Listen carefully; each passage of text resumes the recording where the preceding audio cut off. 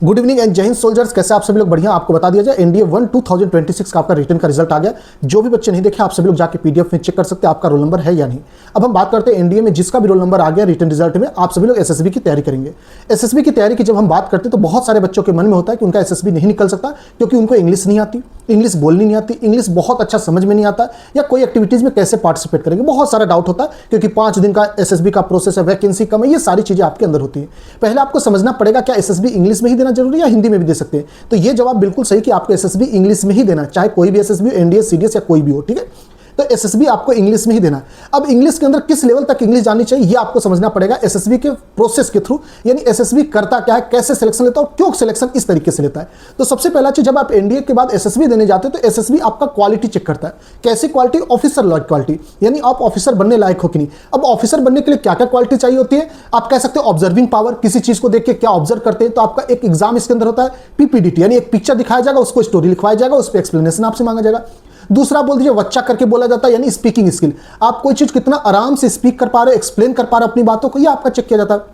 तीसरा एक्टिविटीज, यानी आपका एक्शन, टीम वर्क आप कैसे कर पाते हो, नहीं कर पाते हो, आप अकेले ही भागने की कोशिश करते हो, एक्स्ट्रा ऑर्डिनरी बनने की कोशिश करते हो। तो ये तीनों क्वालिटीज बेसिकली चेक की जाती है।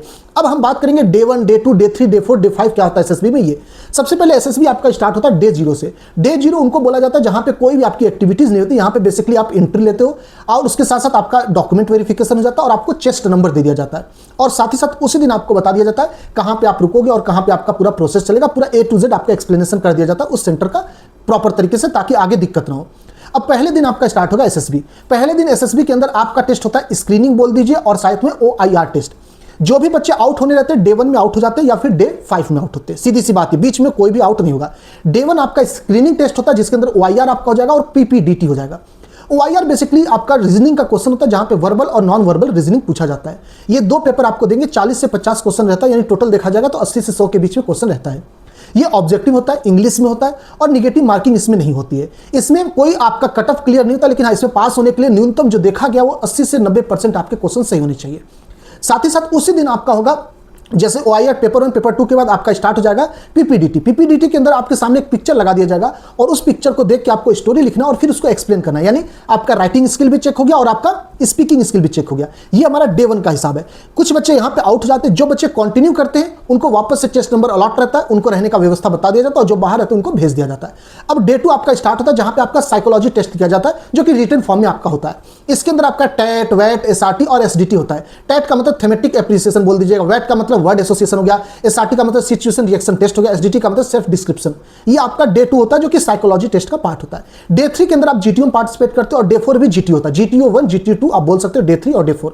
GTO 1 के अंदर बेसिकली जो देखा गया कॉमन, ये आपका ग्रुप डिस्कशन हो जाता है, आपका GP हो जाता है यानी ग्रुप प्लानिंग एक्सरसाइज हो गया, PGT हो गया यानी प्रोग्रेसिव ग्रुप टास्क हो गया, हाफ ग्रुप टास्क हो गया जिसको हम लोग HGT भी बोलते हैं, और GR यानी कि ग्रुप ऑब्स्टेकल रेस हो गया। इसके थ्रू आपका एक तरीके से GTO 1 हो गया आपका डे 3 के अंदर। डे 4 के अंदर आपका GTO 2 हो जाता है, जो रिमेनिंग पार्ट्स होते हैं, जैसे आपका I हो गया इंडिविजुअल ऑब्स्टेकल।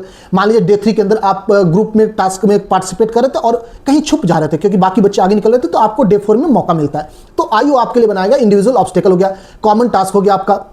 इस तरीके से आपका डे 4 हो जाएगा। फिर साथ ही साथ देखेंगे डे 5 को आपका कॉन्फ्रेंस रूम होता है, यानी उस दिन आपको ऑफिसर्स के सामने रखा जाएगा और आपका इंटरव्यू लिया जाएगा, आपसे बातचीत किया जाएगा। तो ये पूरा कंप्लीट प्रोसेस है एसएसबी का। इसमें हम आपको गाइड करेंगे, अच्छे से हेल्प करेंगे, आप टेंशन ना लीजिए, शॉर्ट्स के थ्रू, वीडियो के थ्रू। तो आपको कुछ नहीं करना, चैनल को सब्सक्राइब करके रखना। डेली बेसिस पे मैं एसएसबी पे आपको वीडियोस बनाऊंगा, कैसे बैठना है, कैसे चलना है, क्या बातचीत करना है, बोलने का तरीका क्या होना चाहिए, रुकना कब है, कब तेज आवाज करनी, कब धीमी आवाज करनी, कब किसी को इंटरफेरेंस करना, कब किसको शांति से सुनना है, ये सारी बातें हम लोग आपको आपके साथ शेयर करेंगे, ठीक है। तो आप सभी लोग चैनल को सब्सक्राइब कर लीजिए। एसएसबी का पूरा गाइडेंस आपको यहाँ पे मिलेगा एग्जामपुल डिफेंस वॉरियर यूट्यूब चैनल पे। जय हिंद, जय भारत।